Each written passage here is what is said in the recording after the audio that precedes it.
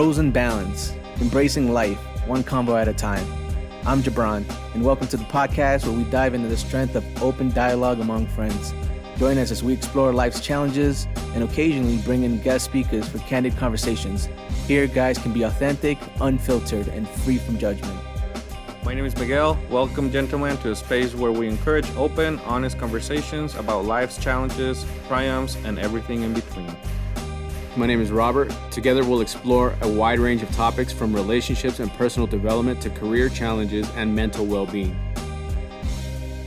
What's up, y'all? Welcome to episode 6. What's going on? Man, episode 6, this feels so crazy. We were just talking about how we've just been recording and weeks in now. Hope everybody had an awesome Thanksgiving and holiday with your family. But how do you guys feel, man? How's everything been? Everything's good. Snowboarding season started. Mm-hmm. I've already been up there twice. I know you went up there once. I've only been up there one time. I already ate it. You guys ready to bust your ass? I already have some bruises to show, but you know what? It's okay. It's fun. But yeah, good holiday. Hope everybody did have a great holiday time with their family as well. But yeah, what about you, G? I got a little sick, a little congested. Probably still am a little bit if you hear it. But yeah, we had fun. We danced, ate, sang karaoke. Nice. Yeah. What did you sing? Oh man, people keep asking me that question. It's like I sing so many different songs, but there's a lot of Spanish songs I like to sing. Yeah. Like old classic Spanish rock songs. Like Mana, or I like Enanitos Verdes. Ooh, okay. I like Caifanes. I like the song I did do in the karaoke party was Rostros Ocultos. Who sings that? And the name of the song is El Final. Oh, okay. You think I've heard it? Yeah. I didn't know their name of who sang it though. That's cool. That's a good one. Yeah. Then we gotta hear you sing that, bro. I know. Oh, bro. I try to like mimic the voice exact, so it's like you're hearing the actual song. No, I'm just kidding. Hey, if you guys want to see Gibrann singing this for everyone, Yeah, we might have some recordings of this. please coming let us up. know. Don't worry, we'll get some videos up. Yeah. Follow us on social, and you will get to enjoy all the singing. That's awesome. Yeah. That's good. That's good. Cool. I had That's a good fun. one too. My voice is still like a little hoarse, so you might kind of hear that, and I'll probably get stuffy within this episode at some point. But I had a good one too. We were in Tahoe, not a lot of snow up there, but super excited to come back for this winter and the snow season that's coming up here. It's supposed to snow this coming weekend a lot, so looking forward to that. But all in all, things have been good. It was a good Thanksgiving. That's awesome. Glad you guys are back. You're back. You're here. You know, missed you guys. We haven't recorded in a while. We It definitely back at feels like it. It definitely feels like it. So we're gonna jump into the topic, and this is something that I think everybody can relate to. Whether you've experienced something similar to this, or you know somebody that's experienced this, or you're close to somebody, right, that has gone through something like this. We are gonna be talking about anxiety, depression, and even touch on the seasonal stuff because it's winter time. Right around that time. It's exactly. So we wanted to actually come with one statistic today and talk about something that we found on psychiatry.org, that about 5% of adults in the US experience seasonal affective disorder. And this one surprised me that it typically lasts about 40% of the year. Wow. So it's not like this short thing, right? And it's also more common among women and men. Did you guys know the statistic at all? Have you ever heard of anything like that? I hadn't heard about the actual statistic, but I can tell that seasonal, what was it called? SAD. It's definitely a thing because it happens to me, and I know a lot of people that get depressed or sad because of the season. So I didn't know the actual statistic, but yeah, I definitely know it's real. And I don't know if it falls under that, but I've heard of it as called as the winter blues. Yes. Yeah. The winter blues. And I've felt like I've only heard that out when I moved out to Utah. Before that, living in New York, I don't think people talked about that. Like We winter talked about that blues. too with Cali. Like, I mean, it's like always sunny. So Yeah. not a lot of people struggle with that out there. Yeah, you were in- telling in me LA that. County. Like, And I was like, oh man, that's probably why people in Cali are so chill. They're laid always back. happy, right? Always happy. Or there may be another reason. relax, dude. The beach. They have the beach. The beach. There you go. Yes. The Let's go breeze. catch a wave, bro. Yeah. Don't be thinking bad things. People in Cali don't do that, even though it's legal. And you know what? You have mentioned this before about how you even thought about wanting to get out of Utah because of the Mhm. winter and the snow and how it made you feel. Mm-hmm. But we talk a lot about snowboarding and Miguel finding that sport, and that has had an impact on the way that you see Oh, for sure. winter now. For sure. And we'll get into that, I'm sure, within this topic. Yeah. But Utah has so many fun things, bro. Like I'm just recently being exposed to shooting and gun shooting, right? Yeah. And Utah is an open carry state, and it's legal to have your own gun. So I find that something that is enjoyable. Safety always is first. Yeah. Yeah. But it's something that I could, use to distress. Right. Take the stress out. Yeah, Yeah. I agree. like 100%. a fun hobby. It's like Yeah. those places what are they called? You go and like destroy things. Rage rooms. Yeah, rage room. I've never done that. I haven't either. I want Neither to. have I. But That it's sounds like like fun, the though. same concept, but now you have a gun, so you're just shooting at stuff. Yeah, we were shooting. Don't destroy cans. anything, but yeah, destroy a can. Yeah, there's obviously places that pumpkins. are designated for Right. things like that, right? So that's good. That's really good. So in that topic, right? Talking about anxiety, talking about depression. Again, you guys all know, and we've said this over and over again about how everything that we talk about is just mainly our experiences, the way that we view things. How would both of you personally define anxiety and depression? What do these words mean to you? That's a great question. Yeah, for sure. You want to go for it? I mean, I could talk on depression, Yeah. and I could talk on it in different aspects from my experience, like personal depression, and then seeing other people with depression. Yeah. And I'll talk about like the first, like what I've seen in other people and their symptoms.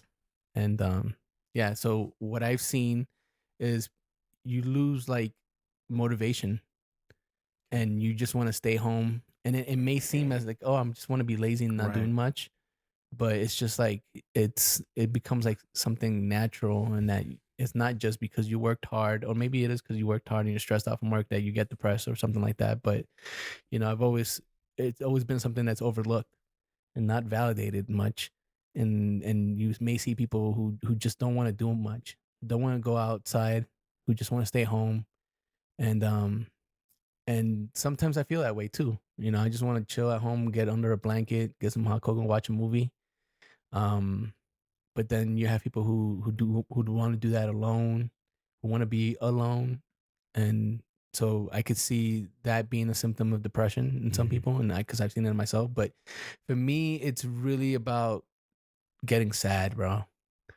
Like I get sad when I get depressed, and I like to, not that it helps me. I don't know, maybe it does help me with my depression, but I like to watch movies that make me cry, and I like to cry. I don't know why, and I just rhymed, but that's okay. I like to cry, and I don't know why. New song coming up. Fly. And I never was that way. I was not. I didn't. When I was a kid, I was like always shown to not demonstrate my emotions, or not put my emotions, or wear my emotions on my sleeves, kind of Mhm. thing, and always to kind of be strong and stuff like that. And then, what I've also noticed too growing up is that with depression, you tend to block out people, and when in reality you may need support from people, right? So you don't, you try to just stay to yourself. You build up walls, Right. that you don't want to build up. Yeah, that makes sense. That's Now good. with anxiety, I feel like I've had that, but I don't think I've been diagnosed with that. Maybe a little bit, but I feel like I can control my anxiety better now because I have breathing techniques. I have ways to kind of relax myself. I may have more anger issues than anything, but I've learned to grow and control that as well. But with anxiety, I feel like there was a point in my life when I was a little kid, and I would get anxious over something, whether it be schoolwork or whether it be, maybe at home, I did something wrong, or I can't get something right. I can't do something that I can get something completed in the right way.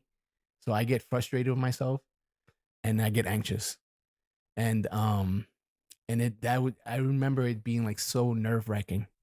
It's like, oh, like, and then I guess that's where it then lead to frustrations.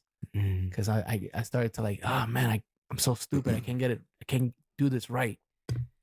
And I don't know, man. I think I had some traumas in my life that maybe led me to get to that point. But as I told you guys in one of the episodes, it's like we're playing video games. Yeah, like I can't pass the Mario stage. It's like I always try to jump that platform and I always land in the middle. Or Bowser or something like that. And then just because I miss it, I get so mad. You mean the flagpole? Yeah. No, I think you're talking about where just jumping. Yeah, anything jumping. Okay, and I don't get it, and I get so pissed, and I'll just bite my remote. Princess. You bite the remote. Bite the remote. Yeah, that's definitely a sign of anxiety. It does. Right? It sounds like it. Biting through that thing, you want to obviously feel something different. See, nobody ever told me that. Control your emotions. Now that I think about it and look back, it's just like it wasn't talked about, so people probably didn't even know that's what it was. Right. Yeah.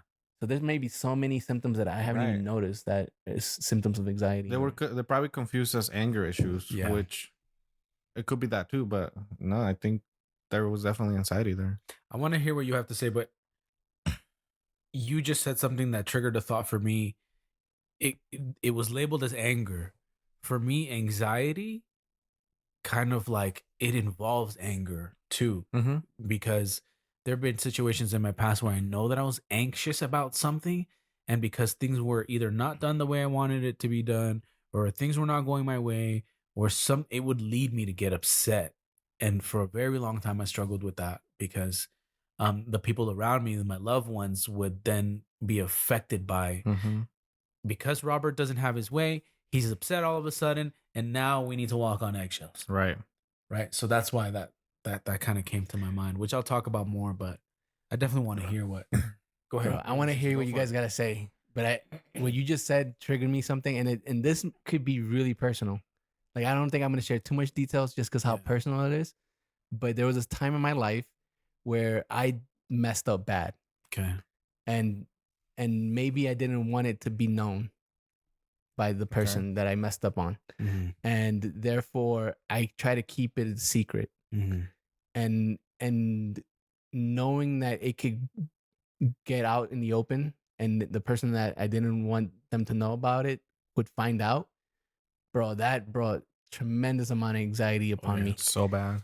Because it's like, fudge, they're going to find out I'm screwed or something like that. Yeah. And that reminded me of a time where I was in a moment of high anxiety. That's big. That's huge. Yeah. That's big. My mind's going like all over the place right now because you guys are saying a lot of things that are like triggering things. So let's go back to that original I'll keep question. It like that. Right? Yeah, no, that's good. That's good. And we'll be back. Well, here's a simple one. Here's a simple one. For it. You go to the doctor. Okay. And you get some test results done. Yeah. Like say to test for a biopsy or something like cancer or something like that. Yeah. And then you go in to get the test results relayed to you. Going into that room, I know anybody can relate to something like that, brings a lot of anxiety. Yeah. Right? Yeah. Yeah. Yeah, because you don't know what to expect. Correct. You're expecting the worst.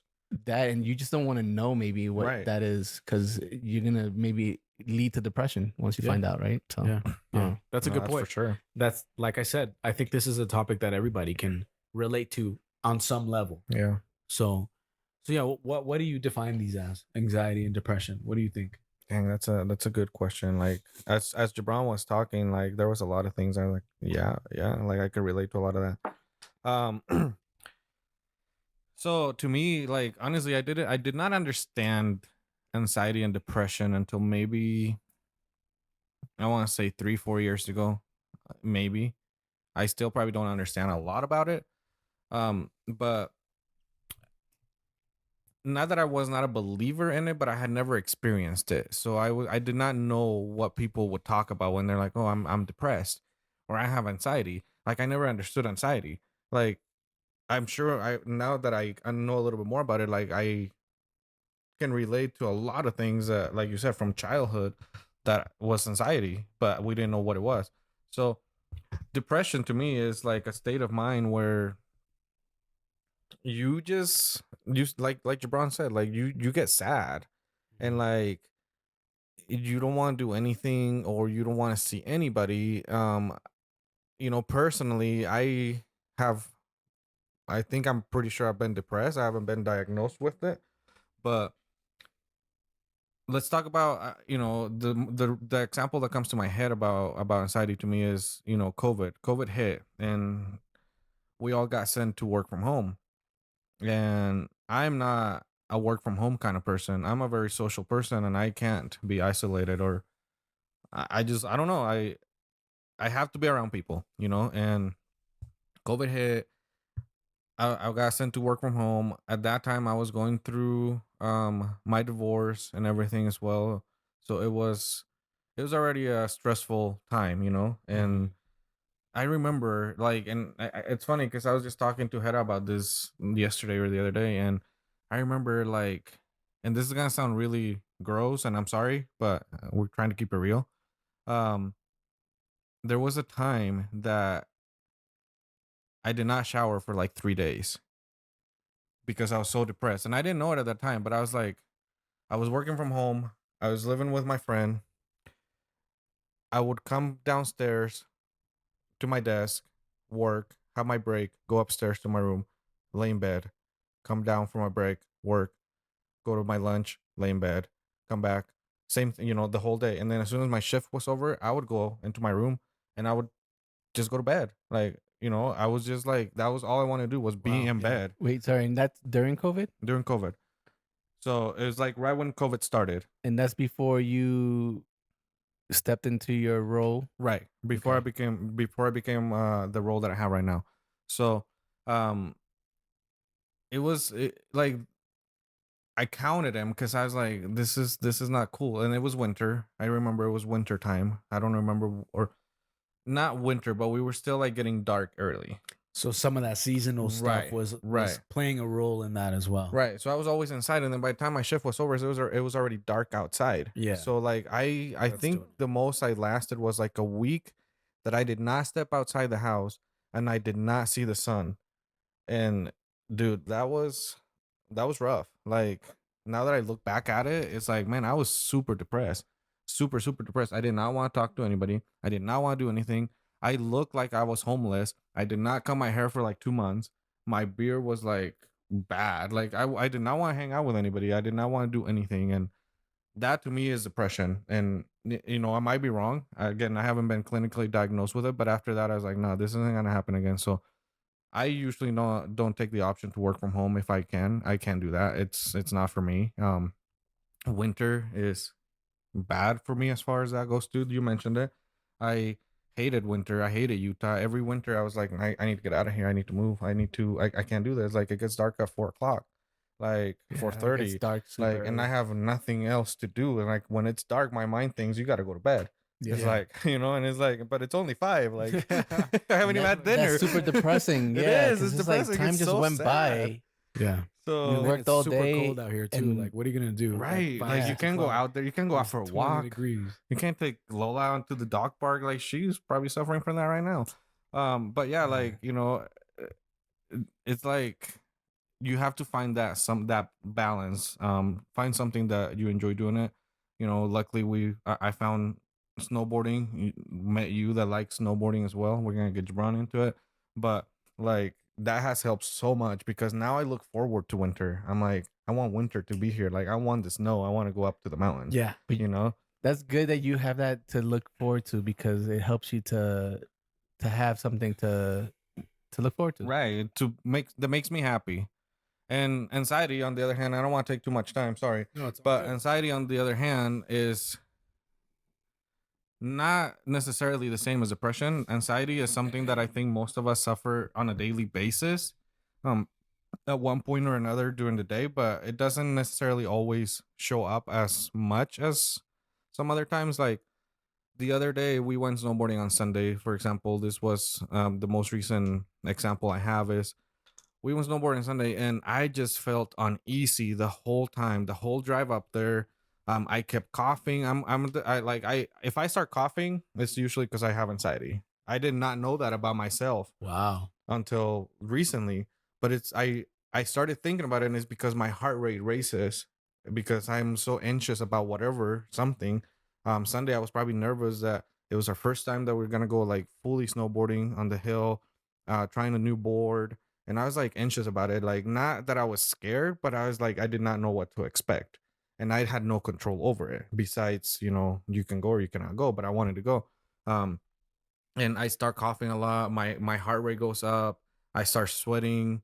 Sometimes I start like even not even making sense and stuff. And it's like, now I could identify it. And you said it too, like breathing exercises. Like, I'm learning that. You know, I don't have a lot of techniques to deal with it, but like I'm starting learning breathing exercises. Sometimes I have to tell like the people I'm with, like, just give me a second, like, I'll go to the bathroom and I just like sit there and just like breathe or like calm down. I just gotta calm myself down somehow.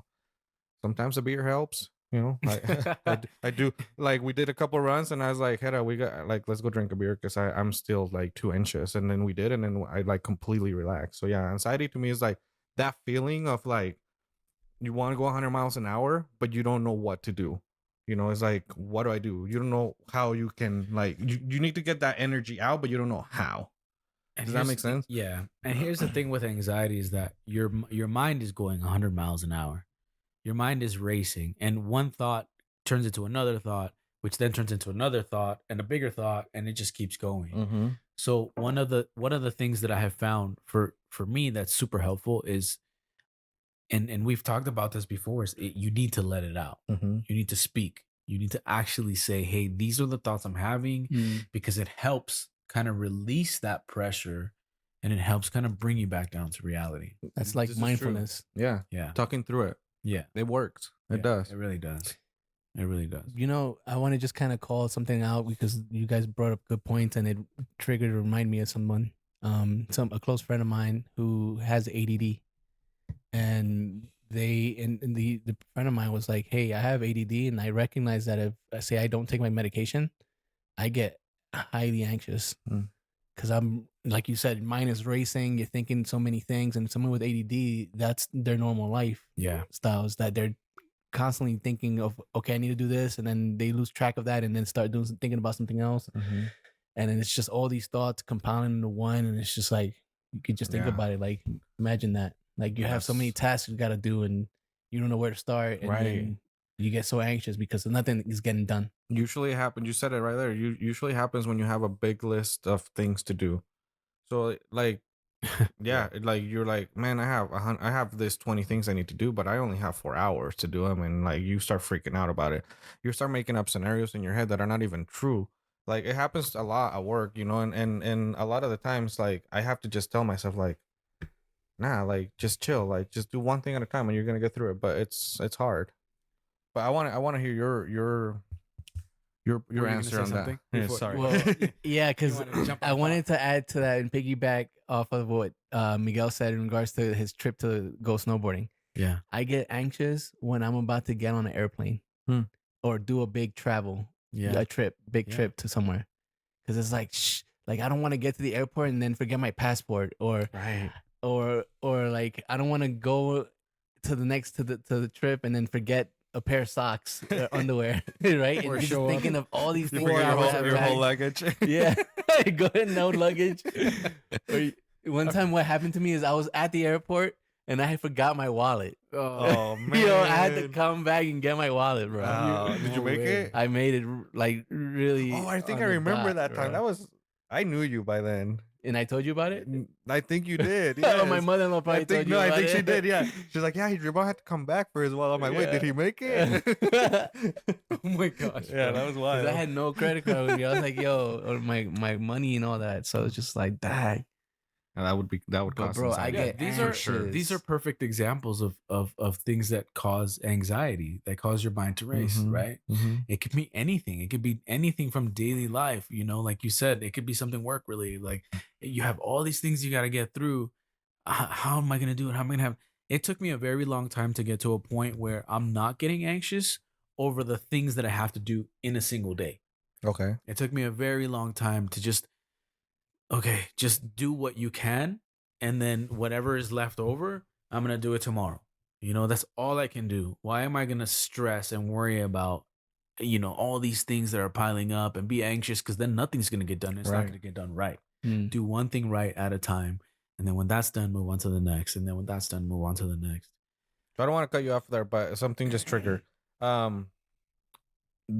Piling on that is multitasking. Yeah. People, I know a lot of people like multitasking, and they're like, "Oh, I can multitask like the best multitasker in the world." That to me, man, I cannot multitask. Like, don't ask me to multitask because I'm gonna be so anxious and I'm gonna screw up everything on every task. Like, I need to do one thing at a time, Yeah, or yeah. my anxiety just climbs I've up gotten the to roof. that point So too, yeah, where I'm like, nah.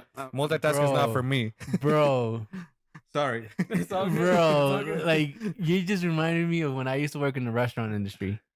That's gotta be and when I was starting off as a nonstop. server, bro, serving and like a waiter, and I was say I had 8 tables that I had to take care of, and Yeah. they all get sat at the same time. Oh man. So you have to go and take orders, put your drinks in, put their food in, fire their food out to have delivered at the timing that they want, because they start off with appetizers and entrees and desserts and whatnot. Bro, that was multitasking, bro. And I think that helped me to get to a point where I feel like I'm a good multitasker, Okay. but that was super stressful. Oh, I bet. Yeah. Super Because people could stressful, be bro. upset. You're dealing with people's People's being food hangry, bro. experience. Oh man, and people suck And at then- restaurants. And then you got to deal with the chefs. Yeah. Because if you fire the food at the wrong time or put the wrong order in and they make it, you just waste money. yeah. Or if you're carrying a whole tray of food and you drop it. Did you ever drop one? Yeah. Well, I didn't drop. Well, yeah, I might have dropped with food in it, and as well with like empty plates on it, Okay. because I would have to take it to the dishwasher. Bro, that sucked. I can imagine. And then plus the drinks, you had to carry it on a metal tray so they could slip, and then plus there's like more than 100 plus people in the restaurant walking by, and you got to be careful with what all that, Dang. and then you also have to be mindful of other servers, and then you also have to communicate, Sounds like a very stressful and job. then you also handling money, Yeah, it can't be easy. and then you also have to make sure they don't walk out on you, Yeah, that's hard. and then they're also pressuring you to get the tables out. I'm getting anxiety just thinking Right? about it. Bro. I'm good. I don't Okay, want to do that. Robert, go ahead, I'm like, take it dang, away. I don't want to be a server. No, Shout out to all the servers. Yeah, word. Yo, Thank to you all for the your people in the- service. Thank in the you food for industry. what you do, honestly, real. because it's not easy, and some of y'all. Sorry if I've tipped you poor. poorly. Some of y'all do it with grace and make it look so easy. So thank you for that. No, what I wanted to talk about also is the support. Like, have there been times that you guys can remember where you were dealing with anxiety, you were dealing with depression, and somebody was supporting you somehow, some way, and showing you empathy, or the other way around? Has there been a time where maybe somebody that was dealing with that? What did you do to show that person empathy? And the reason why I asked this question is because, again, maybe somebody that's struggling with this, or you're struggling with this yourself. What do you want? What do you need in that moment? I want to hear your thoughts on that, if we can. No, you can't. Oh, man. Yeah, thanks, man. I think so. I've dealt with both. Anxiety, I think, was a lot worse back probably like anywhere between 5 to 10 years ago. My anxiety was through the roof. Not that it's not still there, because it is, but it was just way worse. Depression, I feel like I've had moments of depression that haven't lasted too long. The one significant time that I remember being really depressed was, I think, during COVID, during the quarantine, where my wife and I were going through something and we were not on the same page. We were even, I think, on the verge of getting divorced at this time. And I was same deal, bro. Working from home. Even I don't know if anybody from my old job is gonna hear this, but like even during work hours, like while I was supposed to be working, I was sleeping on the couch because I had no desire Right. to do anything but sit there. And what I did was I connected my work phone to my cell phone and had my cell phone on my lap. And if it would ring, I would just pick it up on my cell phone. and it sounded like I was sleepy, I'm sure. But it took, man, I was just down. Same thing. Work, get up, do my thing. I don't know about the shower thing, but I'm pretty sure. Sorry. No, it's all good. I mean, I've done that too, camping. You know, obviously you don't shower for days, but um, I think it depends on the mode and the mood that I'm in, because there are some times where I just want somebody to acknowledge the fact that I'm struggling with something and to just be there. Okay. Does that make sense? Yeah. Like, I don't need them to say anything. I don't need them to do anything. I just want that person there. Just somebody physically there. Yeah. And maybe one day we can even talk about love languages. For me, a love language for me is I've realized that it's touch. So even just like a hand on the shoulder kind of thing would make me feel like, dang, this person knows what I'm going through, or this person is there for me. Yeah, Yeah. bro. Thank you. I think that's really important. You know? I think great subject to touch on. Yeah, and it doesn't. I agree. So I've talked about my mental health first aid training, and one of the things that we've talked about when somebody's going through something is, and it's a powerful, powerful tool, is just to sit next to somebody, even in silence. Like, let's say I'm struggling, and you know I'm struggling, and your mind is racing because you want to say the right thing to me. Mm-hmm. You want to help me snap out of it. You want me to feel better. You don't always have to say something. It's just your presence in itself right here could be enough for that person. Could be enough for me. So again, I think it could be different in every season, but the times that I have just wanted somebody to just be there, man. You know, and that's helped me a lot. That's good. Yeah. That's you bring up something there that, you know, the question was about empathy, and Yeah. I think you said it right, because to me, empathy could be, you have to be with that person and say the right thing, make them feel better. You know, don't try to be like, oh, like, I know exactly what you're going through, because you don't. Correct. But, you know, just be empathetic and just be there for whatever they need. But in the same situation, I'm the opposite as you.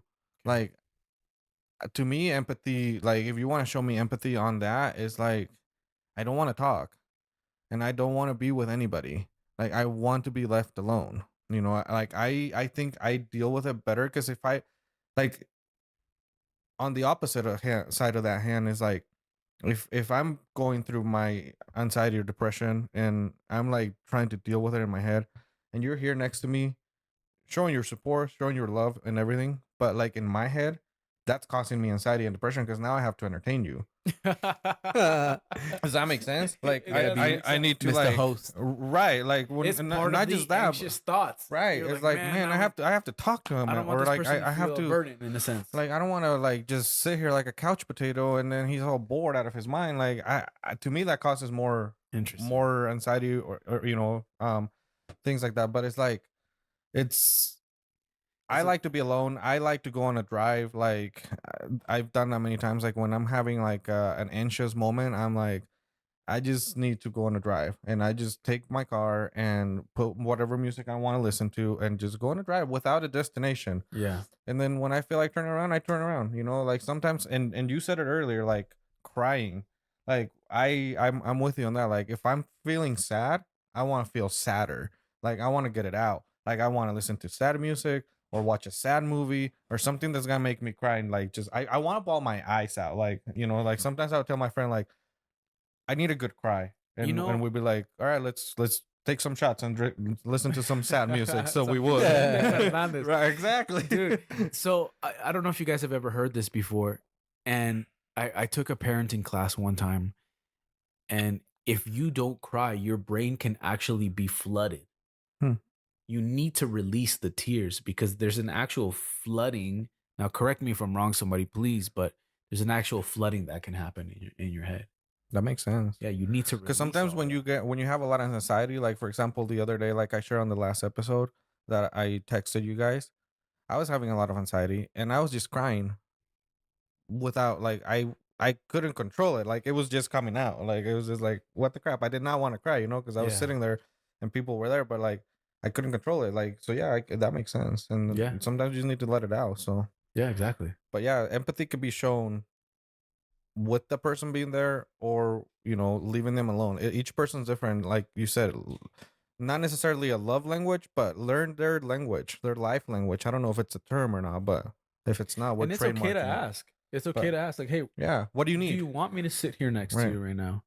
And be okay with the person saying no. And I'm glad you say that it's okay to ask, because we usually most of the time assume, and it's not okay to assume. Yeah. Because if you're going through anxiety, or if you're going through depression state or whatever, or Gibran, in my head, to me, what works is leave me alone. So in my head, I'm like, oh man, I gotta leave them alone. But that person needs me, and sometimes we screw up that way. I've done that so many times. I'm like, I'm gonna leave you alone while you're going through that, so you can deal with it, and then it makes it worse for that person because they need somebody to be there. They're not like me, And it's hard to voice it unless somebody asks. Exactly. And if somebody asks, be real. Like, tell them what you need. Like, do you want to be alone? Tell them you want to be alone. Do you want them to be there and just not say a word? Tell them that. Yeah. But I don't know. What do you think, Gibran? I think you guys hit good points, great points, and what I'm about to share with you, it's always gonna make me look like I'm some type of douchebag, but I want everyone to know that I've grown a lot. We don't think you're a And douchebag. I don't think so. But I'm basing it off my experience, because if I don't share these things, then I don't think. I mean, I think if I do share these things, people will learn from them, and people could take something from them. So here's what I think. In my time, having empathy is important, but to the next step from having empathy is validation. Or I don't know if it's validation first and then empathy. I think either or. I think empathy comes first and then validating. Sure. Yeah. And here's why. Because if you understand and you step in someone's shoes and maybe understand or see that they may be suffering from depression or anxiety, then validating will help them to be able to cope with it better. And by that, I mean, like, I give you an example. I have someone who's special to me, and they would get anxious really easily. And it could be because and I think now, looking back at it, knowing what we know now, is that they have ADD. Okay. So any little task would frustrate them because they get so impatient. They can't do it right, or they can't get to it. And again, going back to my childhood, I've seen that, and I kind of get that now. But there was a moment where I didn't think that way. And then I would get frustrated with them and take it out on them. So I wasn't validating what they were really going through. And that was because of my lack of understanding, my lack of having the knowledge about these things, and being exposed and having being informed about these things. And I think that's really what I mean. What it means to validate is to understand that they are going through something, and therefore we need to help them and be a support system for them in those moments. I love that. Because I feel, and to add to that, I feel like in maybe different cultures, or people are like, hey, I know you're going through something, but get over it. Right? That's not validating. And stop being weak. Stop being lazy. Yeah. Yeah. Go take a shower. Yeah. Yeah. Like, yeah. Yeah. For real. No. Yeah. And Nobody told me that, but somebody should have. and I probably stuck, I dude. tried to picture you as 2 months not getting a haircut, bro. Dude, it was bad. It was bad. I like, literally, if you looked at me, sweatpants, like, you know how you see the actors sometimes that they're like, they look like they're homeless? That was me. Like, Yeah. And they may be going through depression. They probably are. They might be. And I think that's one of them, right? It's not, well, taking a shower is an example of it, but just self-care. Self-care. Yeah, yes. self-care. And then you either get into bad habits, Yes. or maybe stress eating and stuff like that because you're depressed, and you find what helps you in the moment, like that temporary pleasure. Right. And then, like, yeah, if you don't have that, or like if you're going through that depression, and when you're going through that depression, at least for me, like, you don't feel like anybody cares about you. So why should you care about yourself? Yeah. You know what I mean? So it's like, I'm not going to go see anybody. Nobody wants to come see me. Like, I'm not going to shower. I'm not going to cut my hair. I'm not going to do whatever, like, it's not okay, but we do it without realizing it at times, I feel like. I'm feeling really prompted to talk again about mental health first aid, because all of these things that we're talking about and this seasonal depression and how I think we're at a point in the world where suicide is now an option for people. Mm-hmm. It used to be like super taboo, right? But those numbers have increased. What I want to throw out, and something that I've learned while doing mental health first aid, and I even had to ask this question one time. I'm not sure if I've ever mentioned this and in any of the episodes yet, but if you ever feel like someone is showing signs of potentially being suicidal, that could be like giving things away. That could be talking about how the good old times, or talking about how things will never be the same, or one day they're happy, the next day they're super like just sad. These are like could be signs of that. Mm-hmm. Um, it's important to ask the question and to be straight up as possible. Are you thinking about killing yourself? Okay. These are very important questions. And I asked a buddy this a couple years ago, just because things were off, and it's not an easy question to ask. It really isn't. It's actually kind of hard to ask someone, like, are you thinking about killing yourself? And being specific, and very, very specific with the word, because if you say hurting yourself, it's too vague. Right. It needs to be straight up. Are you thinking about killing yourself? And if they say no, that doesn't mean that okay, cool, you're good, I'm out, bye. Like, they're obviously still going through something, so still continue to connect. But if they say yes, the next leading question to that is, okay, do you have a plan on how to do it? Yeah. Do you have the things that you need in order to carry out that plan? And then if they say yes, then you need immediate Right. medical attention at that moment. If they say no, again, that doesn't mean that they're out of the woods. Things can still be going on. And again, I bring this up because the season's coming up. The sun is down sooner. You know, it's colder now. It's gonna get cloudy. I'm sure at some point we're not gonna see the sun at all. Right. So these things come up. And I wanted to piggyback on that because I had not thought about it like that, but this is, I'm not gonna get into details, but I'll tell you that I have had those thoughts in the past. Yeah. And in those moments, it's like you want somebody to ask you. You want Yeah. somebody to show that they care. I remember one day, I'm gonna share this really quick, and I don't know, it's crazy now that I think about it, but I remember one day, this was around the same time. Again, this all happened around the same time. I'm pretty sure that was my worst depression state that I've ever experienced. But I started drinking a lot as well. Like every chance I got to go out to the bar, I was at the bar. Like I was spending so much money at the bar. I wasted so much money at the bars. We were going like bars 2-3 times a week. I was always drunk. Not like while I was working, but as soon as I would get off, I would, find something to Escape. drink or something to do. Yeah. I remember one day I was coming home from Salt Lake and I was just alone in my car. And I wasn't like drunk, super drunk, but I was definitely not sober, and I was driving.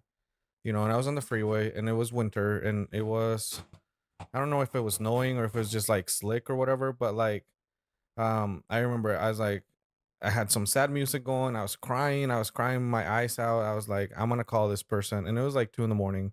I was like, I'm gonna call this person, and if they don't answer, I'm gonna just ram my car into the wall, like into the wall of the freeway. Like I was like, That's a thought you had. yeah, I did not care, dude. I was in that state of mind, and I called this person, my friend, and he answered, and thank God he answered, because I don't know what I would have done after if he didn't. But like you said, ask the question. Nobody had asked me, and I did not want to do it, and I did not want to have these thoughts anymore.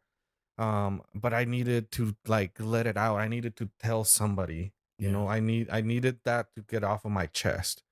So again, ask the question. I think that's great. I think that's super important. Yeah. So yeah. So follow up to that though. What if they answer yes? they do have those thoughts. Oh, like they have the plan and everything, or they just have the thoughts of committing suicide. What is your follow up to that? So there's a whole process with mental health first aid. First is, and it's a non-linear process. So it's, you assess the situation. You, if they answer yes to that, then you support that person in whatever way best possible, whether that be connect them to a mental health professional, whether that be get them to their doctor, whether that be maybe some self-care. Everybody's different and everybody can benefit from any situation. So it depends. It depends on the person. It depends on what you're gauging in that moment. Mm-hmm. Like, okay, how serious is this? And do I need to call 911? Is it to the point where you need to call 911 and say, hey, I have somebody who's struggling with a mental health episode. They're thinking about killing themselves. What do you recommend? Right. There's also a national suicide hotline number. The crisis line? The crisis line. Yeah. Mm-hmm. So there's things that you can call. There's numbers that you can reach out to. But again, it just depends. You have to gauge it. There's a whole diagram that we use in mental health first aid, and it all revolves around the word assess. Because at the end of the day, you can keep assessing. You can go back, okay, connect them to self-help. Go back, connect them to mental health. So it just depends. But ultimately, if they say yes, then you may need to get them some help. Yeah. So, I mean, what you guys are saying has a lot of value to it, to what we're talking about today, right?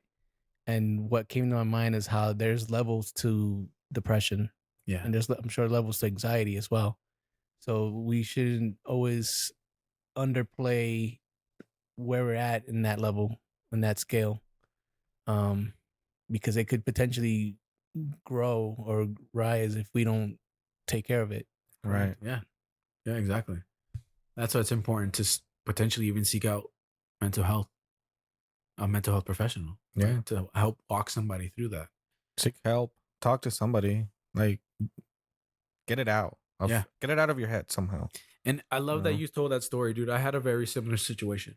Driving in a car one time thinking the same thing. Like, I'm just going to close my eyes and see what happens. It's scary. Yeah. I had that same exact thought one time. And, but I want to point out that not everybody has that same courage to answer the phone. Right. I mean, I'm not answer the phone, to make the call and to make up the call. Not everybody, which is why it's important that if you're noticing somebody that has these signs, if you're noticing somebody's not hanging out with you as much as they used to, or taking care of themselves hygiene wise, right? Ask them like, hey, is everything okay?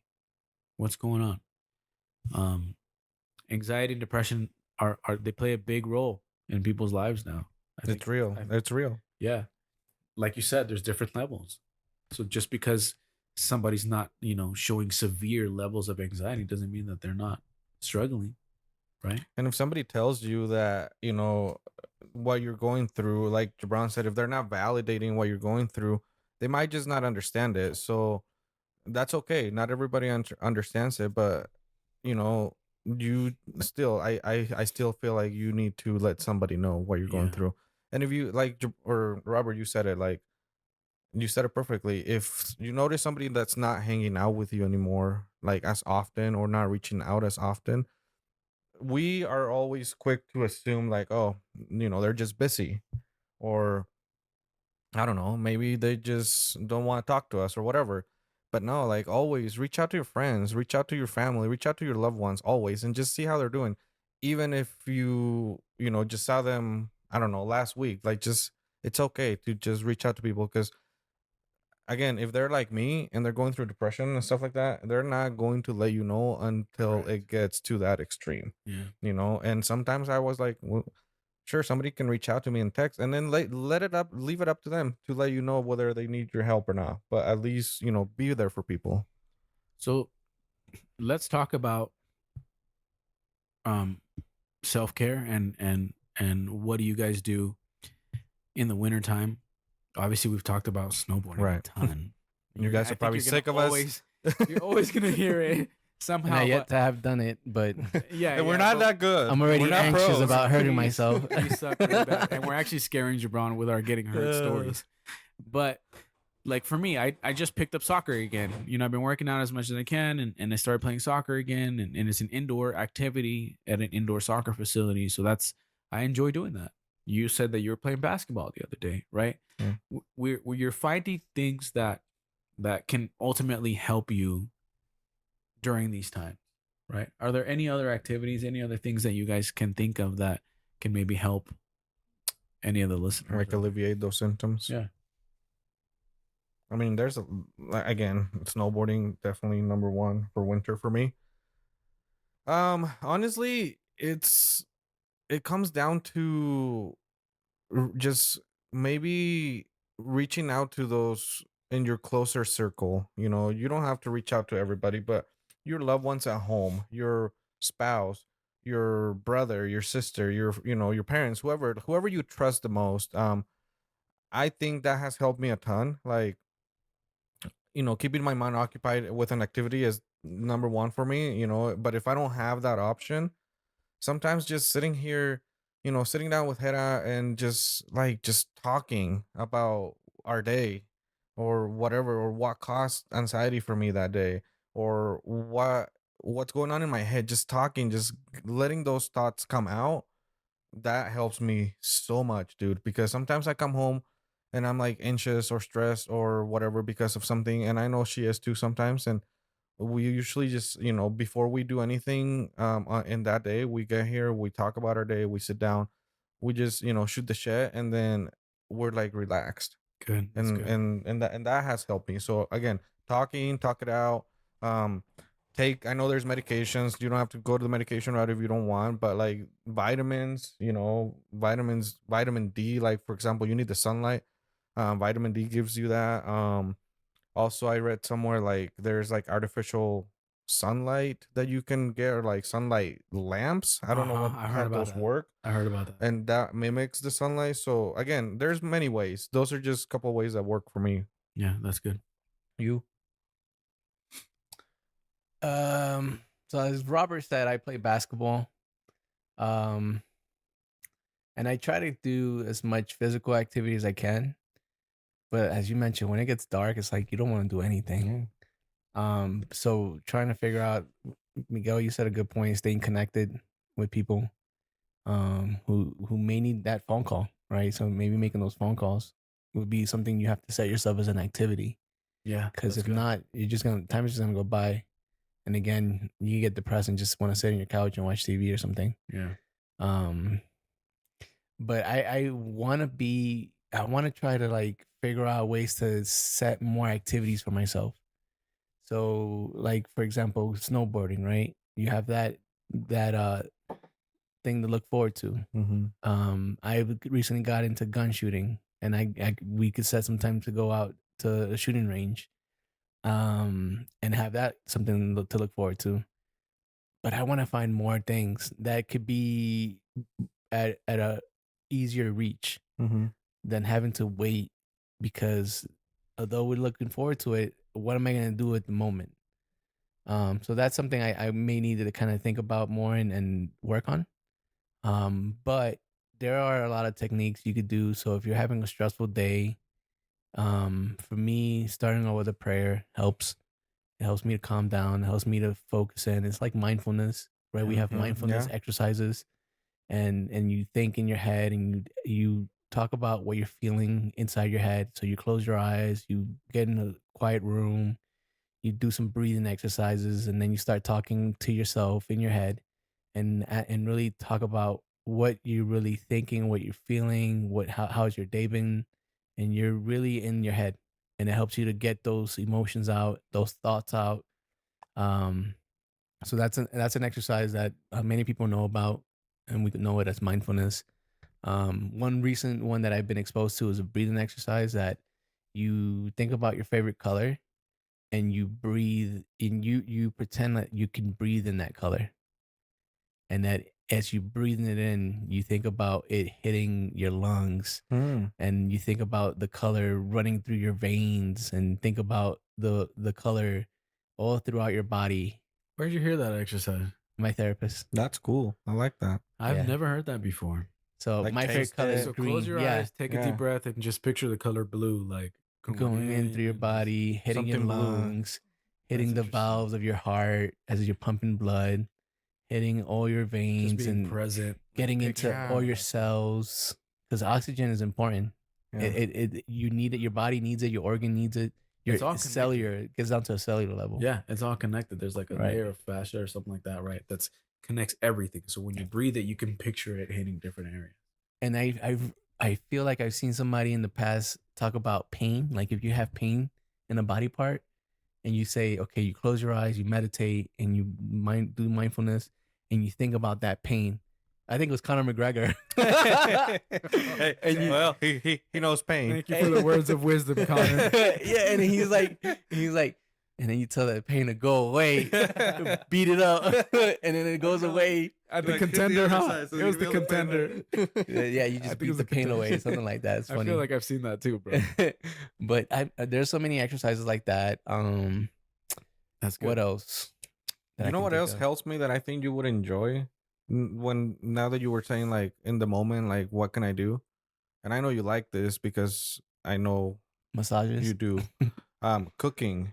Oh, I mean, I love cooking, bro, but I don't want to be cleaning afterwards. Oh no, I said cooking. I didn't say clean up. I would- Wait a second. Somebody How else does come the y'all cleaning. can't cook and clean at the same time? That's multitasking. I can't do that. You're gonna mess up the cooking. I'm not like that. If I'm cooking, bro, I'm gonna Nah. grab that pan. I'm gonna put it in the. I try to I'll do clean that. after I And eat. Yeah, I try to do that. Like I have to enjoy my food while it's warm. I'm I'll just clean not after I messy, eat. man. You know what? I I'd don't rather like do that. though? Watch a cooking show or something, Mhm. and see how they cook in such a Okay. nice, elegant way. Okay, and then the last thing I was gonna say though, this is another technique that I learned. But if you're feeling anxious, Yeah. or in my case, if I feel like I'm getting angry, I close my eyes and I think about where I'm at. Okay. And then I think about, is there anything that can harm me, that puts my life in danger? Anything that could kill me? And then that helps me to calm down. Because no, in reality, you may be thinking about so many things and about what to do next, or what to say next, or what task you have to complete. But the reality is, nothing is putting you in danger. Yeah. So it's like that flight or fight mode. Yeah. Mentality.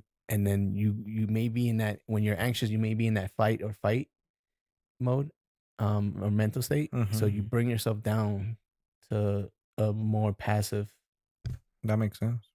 by doing that, by thinking like, okay, I'm not in danger. Okay, like I'm in the present, I'm in the moment. I feel like we can make a whole other episode about Oh, we this, sure to be could. honest, because there's just so much going on in my mind that I think we can continue to talk about. And I'd love to maybe even do like some sort of mental health first aid snip episode where we can even do like a quick little lesson in the allotted time that we use for the podcast. But as we get ready to close, are there any final words that you guys may have for our listeners about anxiety, about depression? We've talked about empathy, what that means to us, and how maybe we've shown empathy to others. And anything coming to mind? I just want to say, just to close up here, is don't think that what you're going through is not real. Like, don't let the haters, the doubters, the people in your life that maybe are not necessarily there 100% to understand you, tell you, nah, you're weak, or nah, you're dumb, you're stupid, or like in Spanish, no seas llorón, or like shit like that. Like, don't listen to that, because by listening to that, you're ignoring the actual problem. And yeah, you sure they might get you out of that state temporarily, or like for a few hours, by taking you out to party or whatever and make bad decisions, which again, that's a different topic. But no, like, remember, it's real. Remember, people go through it. Reach out to people. And if you're not the one going through it, reach out to people to see how they're doing. It's the biggest thing I would say. Another thing that I'm not a doctor or anything like that, but I know that um there's something in your brain. I don't remember what the chemical is called. That when it's high, it causes a lot of anxiety for you. And if anybody knows, let us know what that chemical is. But um, and what causes it to go high is your diet and your level of physical activity. So if you're eating nothing but crap every day and you don't exercise, you don't go to the gym, you don't do any sort of thing, so you're not burning all that, it's gonna turn into anxiety as well. So again, maybe try to be healthy. Try to be healthy, as healthy as you can be, physically, emotionally, and everything. And you should be able to handle those situations better. But again, just reach out to people. Reach out to us, reach out to loved ones, and if you want to be left alone, just let them know I'm gonna be okay, but I just need to be left alone. So that's just my final thoughts on it. Again, like Robert said, there's a ton more that we could go into with this subject. We might later on, if you guys want a second episode on this, let us know. But yeah, there is a ton that we could definitely talk about on this. Final thoughts on you guys? Well, I'm just gonna kind of go off of what Miguel said and what we already discussed. But if you're going through it, don't downplay it. If you know somebody who's going through it, give them validation. Give them space. Help them. Be patient. Don't judge them. I think number one is be patient. Yeah, and don't judge them. But be patient. Based on my experience and what I shared with you guys today, I could have been more patient with that loved one. And I might have made it worse by losing my patience and getting mad and frustrated and saying things that I maybe took it to another level that I shouldn't have. So be patient with them. Although you may have not gone through that, or you may never will know what it's like, it's real, like Miguel said. So be as empathetic as possible. There's a concept I want to share, and I'll probably share it with everyone next time. But there's the definition of what it is to be assertive, to what it is to be passive aggressive, and what it is to just be passive. And well, I'll share more on it. But when you're assertive, it's about you matter and I matter, right? And when you're passive, it's like you don't matter and I matter. And when it's passive, it's like you don't matter, I don't matter. And so when it comes to these topics, we have to remember that both sides of the party matter. Yeah. And not everybody thinks like you, so don't expect that what works for you works for that person. Correct. Ask what they need. Get to know them. Yeah. Ask questions. Sweet. For me, one of the biggest things is that, again, these guys have touched on it, but one, you're not alone. Even for somebody who if you know somebody that's struggling, you're not alone, because there are resources out there for stuff like that as well. So if you guys need any sort of resources, please feel free to reach out. I can provide some of the stuff that I've learned with Mental Health First Aid that have been super beneficial for me. But just thank you for listening. Anybody who wants to say toca la? Guys, don't forget to subscribe, give us a like. Yeah. Toca la campanita. There's the phrase that pays. The phrase that pays. I love that.